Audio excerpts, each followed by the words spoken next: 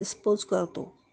समजा आपण हे पॅड मातीमध्ये पुरलं, त्याच्यावर माती टाकली, तर 7 ते 8 दिवसात त्या पॅडची माती होणार आणि जर पाण्यात टाकलं तर 15 दिवसाच्या आत त्याचं पाणी होणार.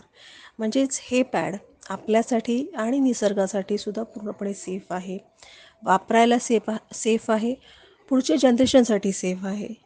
पुढे जाऊन जो काही प्लास्टिक पॅडमुळे जो काही कचरा तयार होतो, जो 500 ते 800 वर्ष तसाच्या तसा पडून राहतो आणि ज्याच्यामुळे पोल्युशन होतं, ते ह्या पॅडमुळे होणार नाही. कारण हे कम्प्लिटली विघटनशील पॅड आहेत, बायोडिग्रेडेबल पॅड्स आहेत. सो ह्याच्यामुळे कुठल्याही प्रकारचं पोल्युशन तयार होणार नाही.